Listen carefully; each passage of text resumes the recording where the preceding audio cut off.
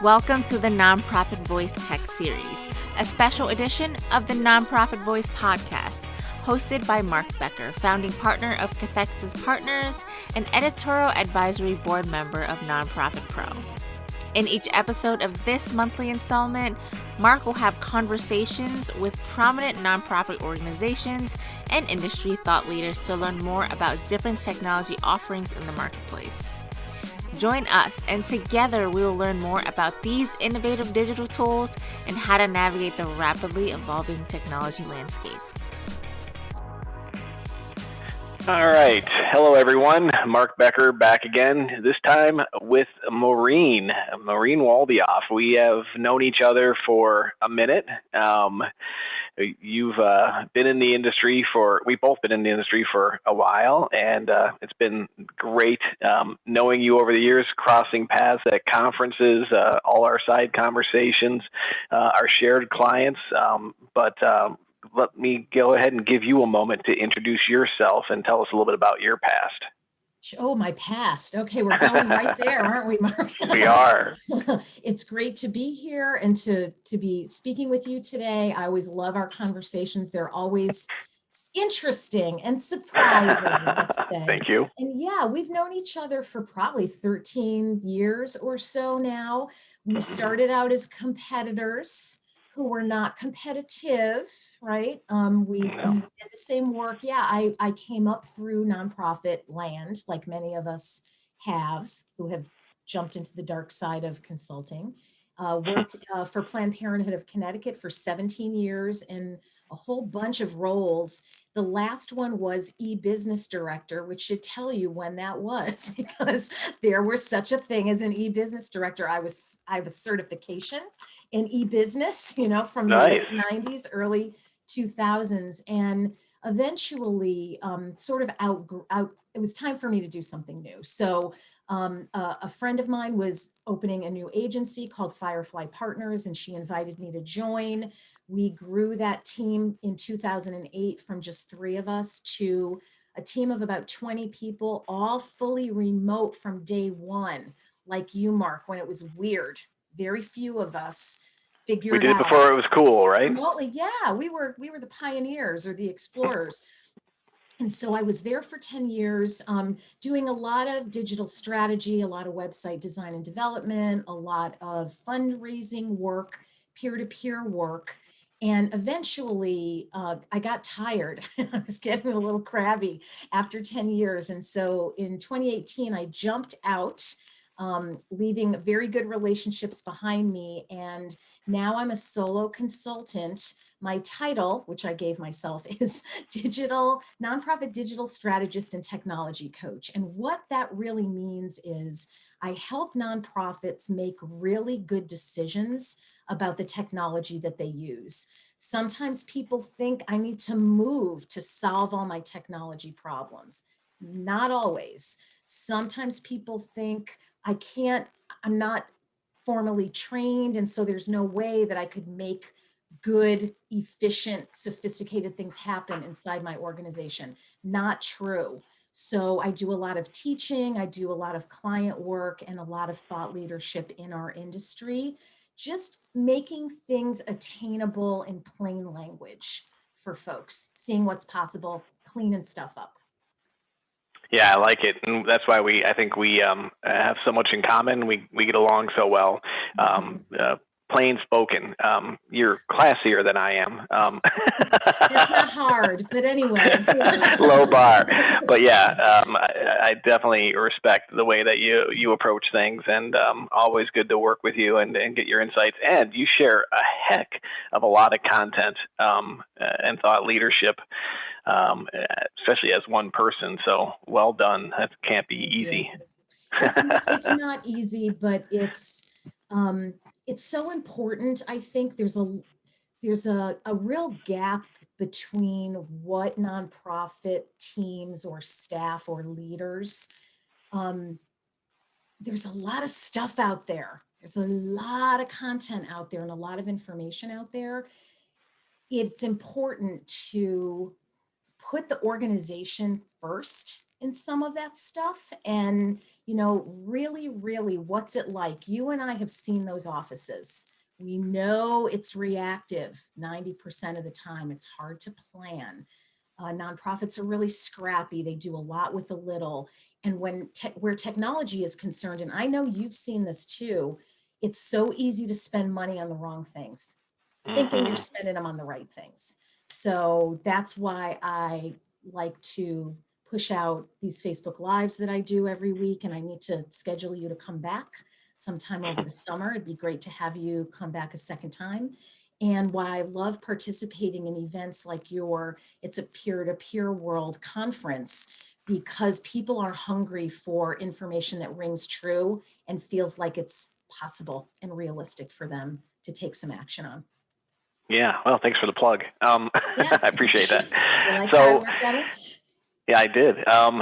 So when we, talked about coordinating this call, all kinds of topics came to mind, and then I decided, well, heck, let's just hit record and see where the conversation leads, because it could go down several different paths. Because we both spend a lot of time with both really technical folks, but also a lot of time with accidental techies, right? And folks that have to wear many hats at an organization, large or small, and are doing things like you said. Going back to what you said earlier about, organizations get these products, and is it the right product, or do they just buy it because they had the budget and they're not even using, 10% of what it can do? It's like using, 10% of your brain kind of thing, except for with a larger bill every month. And it's really a lot of possibilities out there to help organizations find the right solutions and maximize the use of those, right? So let's start out talking about CMSs. There's everything from Wix and Squarespace to WordPress, obviously being the most popular out there still, to Joomla, Drupal, and everything else in between, right?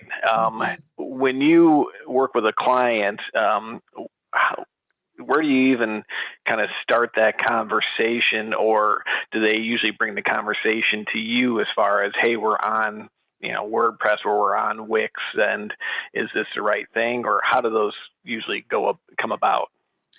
Yeah, that's a great question. And every nonprofit has a website, right? Remember when Hopefully. nonprofits just wanted blogs as websites? Do you remember that? In like Yep. 2010, maybe everybody just wanted to do articles. No, we've moved away from that. I think that folks come to me a couple of ways. One is they have a discrete project that it involves their website. Either they want to optimize it for fundraising, or they're not sure who to choose. I help a lot of people find an agency to work with, score proposals, make sure client references are checked, make sure everybody has the same picture in their head of what's going to happen and who's responsible for what in a project. So that can be a website, it could be a database or a CRM, or online engagement tools like fundraising tools or email marketing tools. If folks pull me in on the data side, on the true technology platform, how's information moving around, what's working, what's not working, the website is always a piece of that. I always want to look at, how are you managing this? Are you storing event registration participant data in your WordPress database? Please don't do that. Right.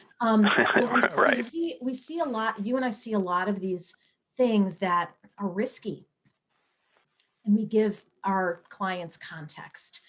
So when it comes to CMS selection, it's about what are your content needs? What's the experience that you have internally of managing a site? Because somebody's got to keep it secure. Somebody's got to update content. Somebody's got to monitor Google Analytics in some fashion, because your website is a tool. It's like your big front door. More people see your site than will follow you on social media, or that then will subscribe to your email newsletter. I think for most nonprofits, the website gets more traffic, and it's usually not set up to move the visitors through in the way that you want to convert them, right? Those engagement pathways. So it's about the skill set inside the organization. And if you've got the budget to pay somebody to do all that stuff for you on the daily or on the weekly, or you've got it internally, or you're going to get trained to manage it. So the content management system must be a good fit for that skill level or that model of, am I going to outsource this? Am I going to manage it internally? That's the pivot on which the CMS is selected, I think. Do you have many clients or organizations you've talked to that are using things like, GoDaddy's CMS or Wix or Squarespace? I think small organizations, with Mm-hmm. budgets under $500,000 a year, the Right. Squarespaces of the world, the Wixes of the world, the Weebly's, those can be set up in ways that represent the caliber of the organization accurately. Start with a theme or a template, buy one for $50. There's a zillion of them. Where it gets a little tricky is if the organization needs people to log in to do a thing, like you've got a staff area in there or a board or volunteer area. Often those more simple content management systems just don't extend to that type of functionality. Then you got to go upstream a little bit and look at a WordPress or a Joomla or even a database, a CRM that has page builder capabilities right in it. Mm-hmm. So you're keeping everybody in that one space. Flipcause has that. We know that Luminate Online has page builder, and folks used to build out their whole sites in there. That doesn't really happen anymore. So what I'd say to folks who are in the market for a new website and they're trying to decide, see what you have now. do you actually have the tool and you're just not utilizing it? And that's much simpler for training and payment and ease of use all around, usually. You went right into where I was going to go next. So well done. Yeah, because so often, I mean, we're actually working with one of our clients right now that's going through a whole website redesign and rebrand, and they're trying to look at their sitemap and decide, if they want a secure login area for WordPress. And we're like, well, wait, you have Net Community, and that's where all your alumni, their higher ed, their all their alumni, directories are and everything. So, don't make your life complicated. Then because as soon as you have WordPress and have store any kind of, constituent data in there, you're really opening yourself up. Work with an organization that specializes in that. Granted, they can still be subject to a data security breach, as we know, but at least they're going to be more ready to deal with that and address it moving forward, whereas everything's custom and individually done. And if you do a WordPress update, all of a sudden it might open up a vulnerability that you didn't even know, or add a new plugin that has a backdoor you didn't know about. We definitely always say, let's take an inventory of what you have and what makes sense to use the right tool for the right job. When the only thing you have is a hammer, everything looks like a nail, right? So it's normal to think, if the public is coming to this, it has to be website. And the other place, Mark, that I think you and I see a lot of confusion on the part of accidental techies, and I understand why, is where should my donation form be? Should that be embedded on my website? Should that go off to a secure donation form that's connected to my fundraising database and it's just branded and styled so it looks like my organization? Where do you come down personally, I guess, or professionally on, it's cool to send people off to the donation form that's hosted securely someplace else that looks like you, or is it better either for analytics or for the donor experience to keep people on the site? Yeah, that's a great one. And again, it's at looking at what tools you have. But when it comes to Google Analytics and creating funnels and tracking all the paths and seeing the conversion rates and all that, you're going to be much better off normally if you keep it on your site. You can point to something else and still be successful, but it usually takes a little more arm wrestling to get that source coding to stick and make sure it takes the whole path to the donation. But again, it comes down to the tools. Something like Illuminate Online or Online Express by Blackbaud. You're going to have Online Express you can embed, but but on Illuminate Online, you can embed it, but then you're using the APIs, and you have to really do custom coding. And anytime you update it, you're really bringing in a developer. So if you have the organizational staff to support that, great. But otherwise, just have the secure page and handle it all in the source. The awful answer is it depends. Right? Yeah, What do you sadly, think? that's true. I think it does depend. And, philosophically, there are just two things that should drive technical decisions for nonprofits, no matter what it is. And I want to know what you think about this. The first decision is, where's the safest place for it to live? Where's the place where it's most secure? We all have to pay attention to that for reals. And secondly, where's the best place for it to live where it can be maintained? And if you got the two answers to those questions, or the answers to those two questions, it helps you make decisions. It sort of boils it down to where's it most secure, who's responsible for updating it, and how much of a hassle is it going to be? What do you agree with those two questions? Do you think they work in most situations? Oh, totally. Yeah. And data security is obviously number one. It's like, talking about safety when you do an event, right? It's always the top of the list, and everybody, you kind of turns into white noise, but it is the most important. And yeah, we're actually talking with an organization right now that has their site currently hosted on Amazon, just because that's where the company that was doing the design, chose to put it. But they have this really time-sensitive campaign twice a year that they need to make sure is always up. And they had some issues last time because, they have to, I think a certificate expired or plugin had to be updated, and it just kind of took down part of the form for, in this really time-sensitive period. And I'm like, that's why you got to be really careful about knowing where your hosting is, and that's something that agencies quite often kind of bundle in and charge you for an upcharge and monthly fees for, when usually it's not that expensive, and you get a lot of those services through the host. When it comes to WordPress, we always recommend WP Engine, because they just do it well. They're not the cheapest.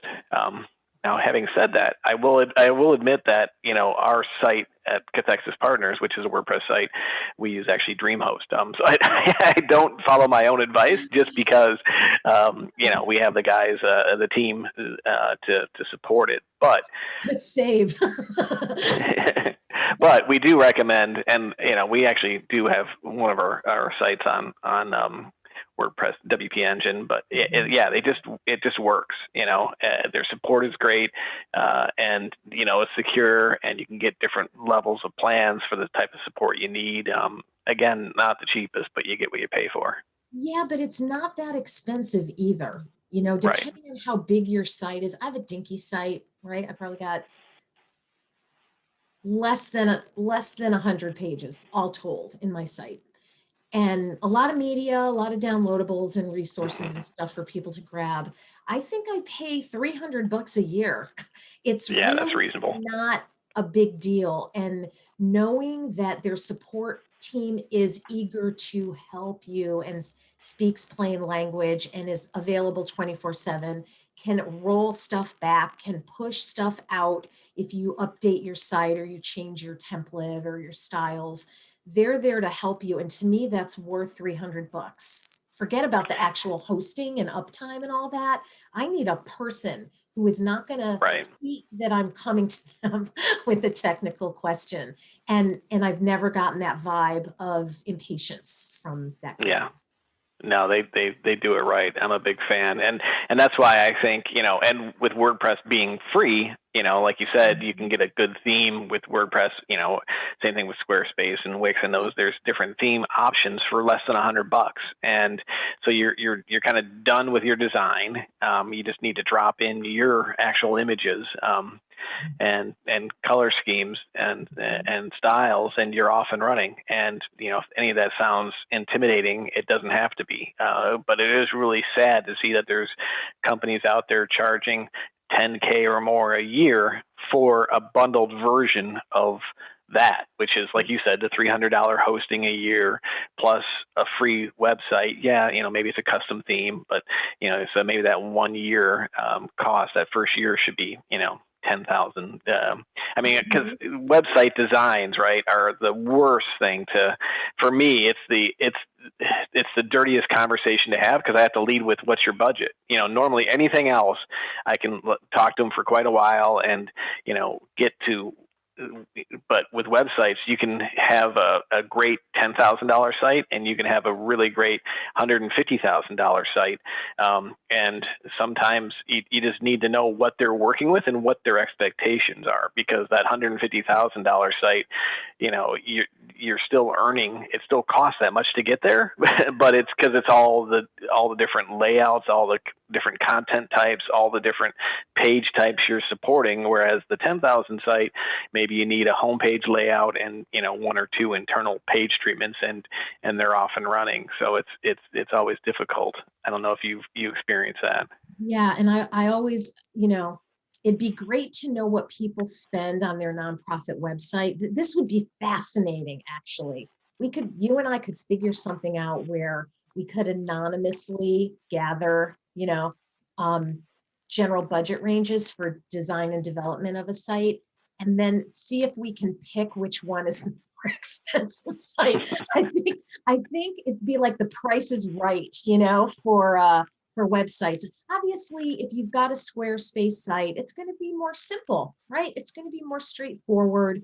But if your average time for a visitor on a website is like 2 minutes, why are you spending that much money? Right. Right. It is a tool. It absolutely is. And some people really like the bells and whistles, or they're doing something very sophisticated behind the scenes, like people are logging in and authenticating against their Salesforce record, or there are special integrations. So those things take time, and time is money. So be sure that people are using the stuff that you're putting out there too. That's the other piece of advice I would give folks who are thinking about a new site. New sites generally last 4 years, I would say. In year 4, you should start thinking about and budgeting for a refresh at the very least, because people's expectations of what websites look like and how they work and what they can do on them are constantly changing. And you could wake up in 5 years from loving your beautiful site. Your needs will have changed, your visitors' needs will have changed, and that's just how it goes. Yep. Yeah, we get leads coming to us where they've been on the same site for just making updates and kind of making do for 10 plus years. And guess what? The first time I type in the URL, it's very obvious that it's been 10 plus years. Secure. It's probably an unsecure website, and it does not work on a phone. And I guess that's the Right. other thing I would throw in here. I can't believe we've talked for this long and haven't talked about mobile. You folks who are listening, please, please, please, please look at your stuff on your phones. Look at your site, look at your forms, look at your email messages on a phone. I think I just pulled some stats together for a conference thing that I'm doing next week for fundraising stats for 2020, like what actually happened. 50% of visitors to a nonprofit's website were on a mobile device. And I think that's just going to go up. I think it jumped so much because most of us were home. And if my real computer, my laptop or my desktop is still in the office, yeah, I'm doing most of my personal stuff on my own devices, which is often a tablet or a phone. So don't turn off your visitors and supporters by having something that does not reflect the caliber, again, of your organization, that feels risky or annoying to fill out, because people will go and they will not come back. Yep. And the first thing I always do, just a little pro tip, if you're not aware of this, any listeners out there, if you're using Google Chrome, looking at your site, just hit F12, and it'll convert over to, you can jump between the a phone display and even a tablet display, and then desktop, and without having to pull out your phone and pull up a website, you can quickly just view a specific page or element and see what it looks like, and quite often you'll be unhappily surprised by what you're seeing. I've made a horrible discovery, is what I call that moment. And for Firefox users, Shift Control M will do the same thing. There you go.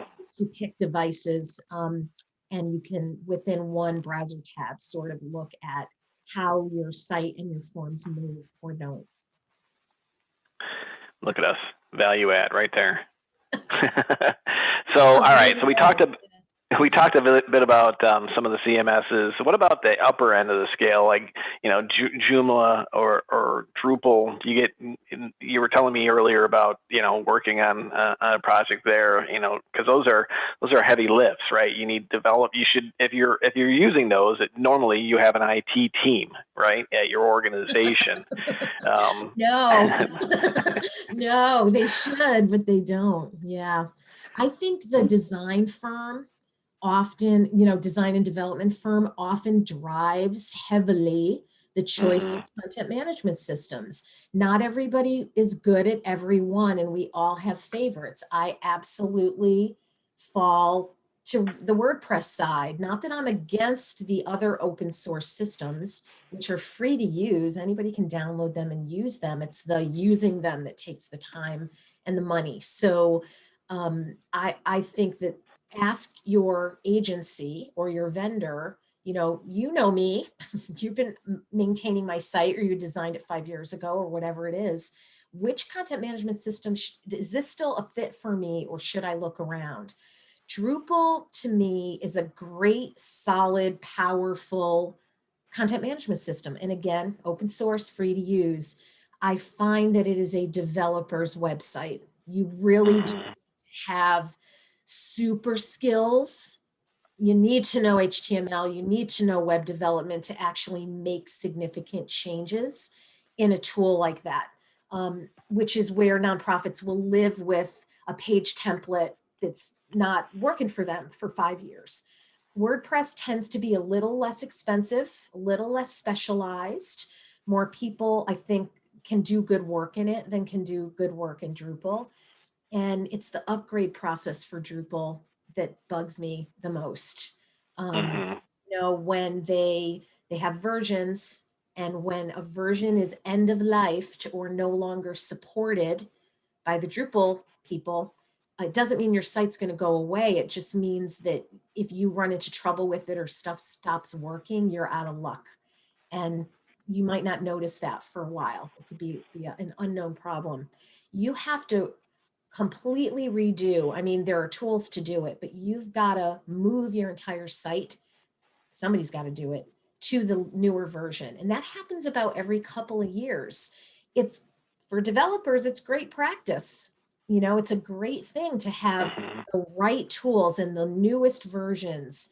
But from a visitor perspective and from a nonprofit perspective, it doesn't make a lot of difference. You often can't tell, other than the fact you just paid somebody to give you that update. What's your experience with Drupal? Do you guys work in it? Not much. We have developers that do, but yeah, we're a WordPress shop, because I believe don't over-engineer. My number one starting stance for anything is don't over-engineer any solution, and not that there are cases, like you said, that Drupal or Joomla or whatever is the right fit, but that we're probably not the agency to work with to do those. We know some folks, and can point people to those. But if we have a client that's using another product that we're supporting, and they have some edits to their site, yeah, we can get in there and knock it out. And quite often we hear them kind of mumbling, oh, we gotta make this update to Drupal. We just don't, so it's a kind of a black box for a lot of folks unless they have an IT staff. Or a budget. If you've got the budget to pay somebody to change your templates or add a node or a module, rock on. If you've want to have multiple sites within one site, Drupal might be the fit for you. If you've got large content libraries that need to be managed out, within the website, within the content management system, Drupal is a great fit for you. But not everybody needs those things. Exactly. Yeah. Well said. Let's move to the CRM side of the house and databases. We're getting a lot more requests for, hey, we've been on X for a while, be it Razor's Edge or Salsa or whatever the database might be, and we're not sure if our constituent codes are right, or we've had some turnover, or we've been doing it this way for a while. Can you audit it and give us some advice? We get a lot of those kind of requests pretty frequently, which we love, because we have great team members that have a lot of experience and can go in and dig into those. Actually, yeah. People are starting to get serious. It's a step on the path of being a data-driven organization. Is if you have garbage in there because it's just been unmanaged and ungoverned over time. And as people roll in and out of nonprofits like they do, Mary used to enter it like this, and now Bob enters it like that. And everything's in a Word document that's attached to the record. It's actually not in the system itself. I'm really happy, actually, that people are starting to think about that as an area that needs some investment. Yeah, and you recently did an article, and that we'll put in the comments section of this podcast. Ask Marine cleaning up a messy fundraising database. Any highlights from that to share? Yeah, the first step is admitting you have a problem. I like it. Once you do that, once you're like, oh, how did we actually get here? You've got to figure out a couple of things. It always starts with communication. So you've got to gather the people together who use it and make some business rules, make some agreements about, no, really, we're going to use it like this going forward. Right before your fiscal year changes is a great time to sit down and make plans for a new or better way to make sure everybody's using the system the same way. When the fiscal year flips, because even though old data is in there, you can start your fiscal year with this source code schema, for example, or this way that gifts are going to be entered that come in through Facebook and you don't know who gave. So many weird scenarios, fundraising databases have to be able to accommodate. So you got to talk about it, and then you got to come up with some documentation for people to follow. You don't have to write it all out, but when you make agreements, this is how we're going to enter a soft credit. Record yourself doing it and then share that around with people. And then the final thing is monitoring. Somebody's got to make sure it's still being entered the way you agreed it was going to be entered. Change is hard for people. So some gentle monitoring and individual support, not calling Mark out in a meeting. Hey, Mark, I noticed you're still entering the source codes the old way. When are you going to get with the program? Private, and supportive. People want to do a good job. And that will get you to trust your data. Sometimes I got a comment actually on that column yesterday that was, hey, we've got problems, the root of our problems are lack of consistency in data entry and naming conventions. So this person knows how the gunk is getting generated. And I think that's also sometimes helpful to do a little forensics on what's bad in there, and then how do we prevent it from getting bad once we clean it up. She also asked about where do I find an agency, which I was thrilled with because it's a perfect thing to outsource. Perfect thing to outsource. People have tools and skills that you don't have to actually pull your data out, merge them dupes, archive those folks, maybe run a national change of address on your data or email updaters, deceased records, you can flag those and just get a new kind of delta where things are pretty tidy. It's never going to be perfect, but whatever the things that are on fire, you can find someone who has seen it before and can give you some guidance around best practices and do the cleanup for you. You guys do that, Yeah. right? What's that? You do that, do you? Yeah, exactly. We do.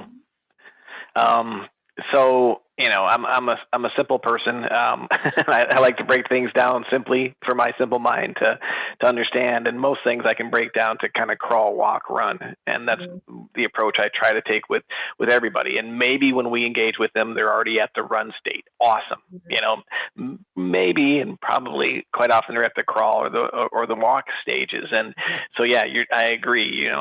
Database all starts with garbage in, garbage out, and any other, one of these catchphrases, that you want to throw at it. But you gotta, regardless of what platform you have, it doesn't matter, because if you don't have good processes, good, well-documented standard operating procedures, and then someone maintaining it, like you said, and you need to have someone that's your SME, your subject matter expert, and owns that, and takes, is not the person to blame, but the person to help everybody do it right, and once you have those basics down and you're churning along, then you can look at other things like, data enrichment tools and wealth screening and all of those. In fact, I'm going to talk to the Boodle AI guys next month on this topic. So it kind of leads into that. If you don't have a strong foundation of good, clean data that you can trust,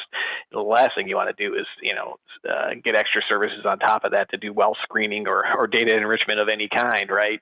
Get to know your donors, get to know your constituent kind of campaigns, however you want to do that. But that's kind of the next level. Have you gotten into any of that kind of AI and data analytics and data enrichment discussions with folks? A little bit, the ones that you mentioned, especially wealth screening integrations, right? Making sure the data flows in the way you expect it to, as frequently as you need it to show up for your existing supporters and prospects. The other thing that I'm seeing a lot of, and I bet you are too, is people let's say their data is pretty clean, whatever, let's imagine the nirvana that somebody's got a pretty clean nonprofit database. People everywhere are pulling data out into spreadsheets and then using the data to do their business or their reporting or their jobs. I'm working right now with a super smart, lovely team who uses a very well-known fundraising database, very well-known enterprise level fundraising database. And when I tell you the number of hours that these smart people are spending for 8 years pulling data out, copy paste, getting things into the right columns, 1,000 tabs on the spreadsheets, pivot tables running. And this database is literally like, it might as well be a Google sheet at this point, because it's not used to actually do that analysis, do that work. It was simpler for people at this organization and many to pull it out in a system that they're comfortable with, whether it's a spreadsheet or Access. I see that still being used. I still see Access, right? It's hard to believe. So how do we, I would love for that to be like a thing that we in the industry try to stop. Do you see that? And what do you think the root causes of that might be? Or how can we get people to do more in their database instead of pulling it out and living in spreadsheets? Yeah, I mean that's it, right? It's all about training, and because more than likely their database is well, yeah, you got to definitely peel that onion because either it's a training issue and they just don't know they can do it and they're not comfortable with it, or they have the wrong platform. They've simply Mhm. outgrown the tool that they've had. Maybe they're a small. They're originally 20, 10 years ago, whatever, were a small organization on something like eTapestry, and that was Mhm. perfect for them at the time. Yeah. But they've grown, and they realize that they're doing a lot more outside of it, and that's not a bash on eTapestry. That's just an example. Mhm. Maybe it's time to them to upgrade to something else. Either in the Blackbaud stack or elsewhere in the world. There's a lot of options out there. There's a lot of great options out there now. But I will say, I do love me a good pivot table. I'm a big fan of pivot tables, but yeah, you don't want to turn it into you're spending so much time getting clever and manipulating your data outside your database, and then what are you doing with it? Why are there not dashboards available in your CRM or your database to get you the information you need without having to manipulate it somewhere else? And then think about the security risks of that data sitting out there on people's desktops or laptops at home or wherever they might be.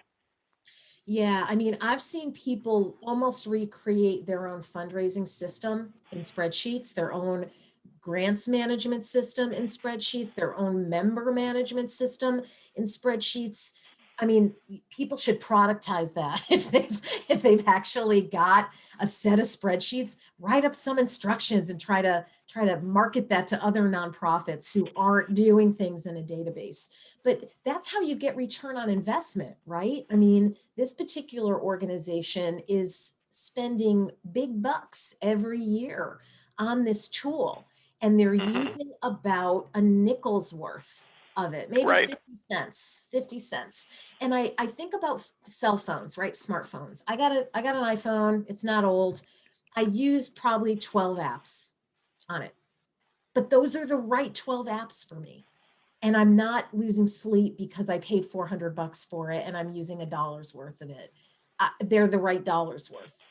But Right. you and I see all the time people spending really significant amounts of money on their tech, databases and otherwise, and they're not using them in a way that gets a return on investment. So it's easy to get crabby at budget time when you're like, we're paying 35, $50,000, whatever it is, even 8,000 bucks a year, and I'm only using 1% of it. Look, you got to look in the mirror a little bit and say, all right, what can I do? It's not the vendor's problem at that point, because you've got it. You could be using more of it, you just aren't.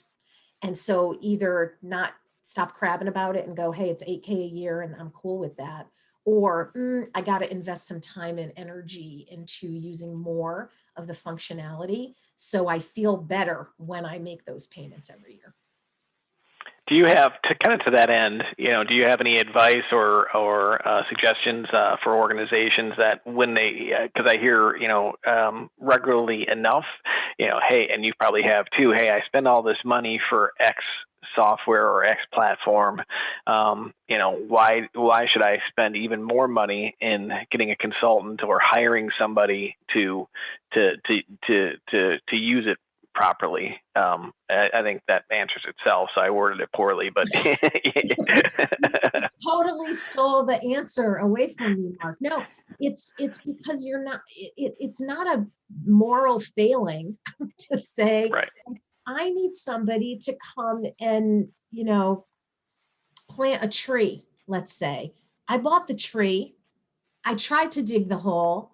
I got tuckered out. I don't have the right equipment. I got a little shovel. And plus, I've got 800 other things I need to do in my yard. So it's about capacity, it's about efficiency, and it's really about finding someone who cares about your success as much as you do, who is going to shoot you straight and is going to give you pros and cons and some context to make some decisions about whether you go left or right. I say this all the time. If you use the analogy, I've got a dining room table and I hate it, don't buy a new house. You're going to take that crappy dining room table into your beautiful new house, and you're going to be even more annoyed with it. So figure out what the root cause of your annoyance is, or what are the things that every year we swear we're going to do. We're going to grow our sustainers, or we're going to, do something peer-to-peer wise, or we're going to start building out dashboards in our CRM. And if it's on your list for like a couple years, you need it. It's not a flash in the pan. Budget that in, budget it in. Interview people, find a good fit for your culture, and you'll feel very unburdened. I mean, I hire consultants to help me with marketing stuff or ebooks that I'm working on or things like that. And I know you do too. You hire somebody to help you with this podcast, don't you? Yeah, I mean, there's a lot of people that make me try to look better than I can do on my own, and I thank them every day for all they can do, because that's definitely a full-time job.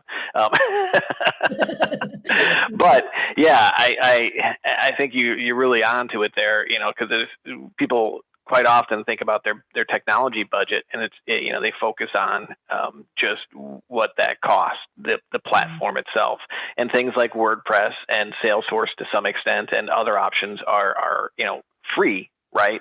But they're free like a puppy, and that old saying, you have to do a lot of care to make sure it works right. So, and even the free ones are the ones you pay, 100,000 plus or $1 million a year, depending on the size of your organization.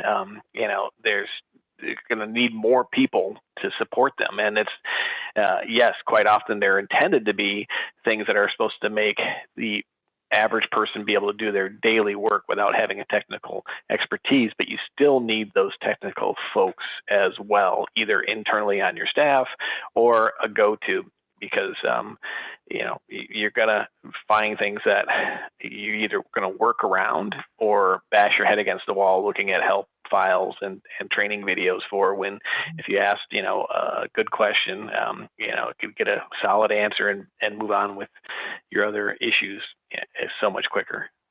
It is. And again, there's nothing wrong with it. So when you are budgeting for your tech, whether it's new tech or you're not moving and you are just carrying that cost of the platform forward, do yourself a little favor and toss in some money for training, real training, and some money for additional development.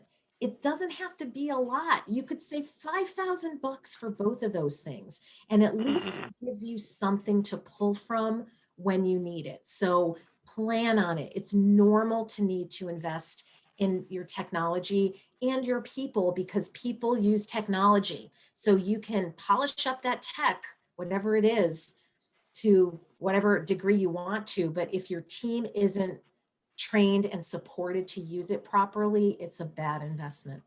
So think about your people. I like it. Well, I could definitely talk to you about this stuff forever, and quite often we do. But any final thoughts for today?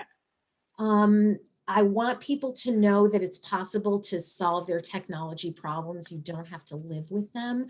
You just need to use the right approach. And I guess I'll do one pitch for you, Mark, which is I do this course for TechSoup. I actually do several of them. Finding the right fundraising system sold out last year.